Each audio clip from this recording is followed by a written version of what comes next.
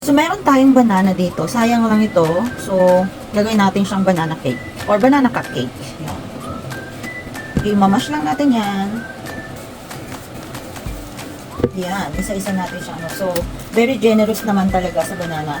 Itong ating gagawing banana cupcake. Yan. Ito ay para lang sa baon. So, nakatipid na ako ng snacks ni Luke. So, hindi pa siya maitim ano lang yon, yung balat niya lang. Papakita ko sa inyo. Ayan wala pa siyang itim talaga. So, halos fresh pa siya sa loob. Talagang umitim lang yung balat. Siguro sa sobrang lamig, hindi ko alam. Malamig dito sa amin. So, marami siya. So, ayan, imamash lang natin. Yan. Kung may pang mash kayo, meron ako kaya lang, tinatamad ako. Mas okay lang ito. Ito na lang. Mamash lang natin siya. Huwag ako maghugas ng maraming hugasin. So, kung kaya naman ng inyong pang twist, bakit hindi? So, ayan, namash na natin. At may kunti pa siyang buo-buo. So, okay yan sa akin para may nalalasahan pa tayong talagang tunay na banana na sa parang kumbaga tidbits ng banana. So, okay na yan. Yung texture na yan. So, lalagyan na natin siya ng flour at mga iba pang ingredients. So, yan, lagyan natin siya ng, since mabahay lang naman to, hindi ko na sinip. Pero kung buo-buo yung nyo, harina, cake flour, isip nyo para walang buo-buo. So, 1 cup. Yung aking cup is 1 half. So, kung nakikita nyo, kung nakalagay 1 half. So, 1 cup lang na cake flour.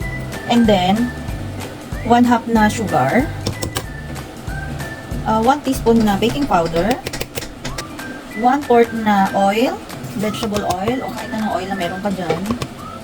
1 half water, or kung gusto mo, milk, pwede mo siyang dagdagan, or pamalit mo sa water or milk, pwede siya. Since ako wala akong milk, naubusan ako, so water nilagay ko. And then, i-mix mo na siya. So, madali lang yan. Mix-mix lang tayo.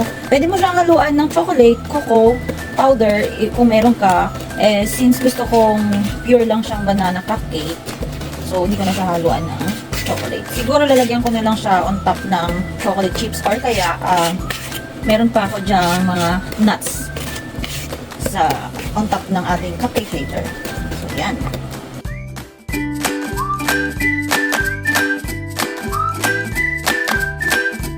Lagyan lang natin ng konting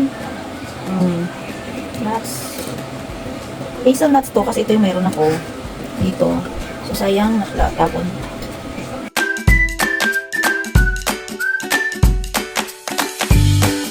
Ayun na ating, ang init. Ayun na ating cupcake. So, ayan, banana cupcake.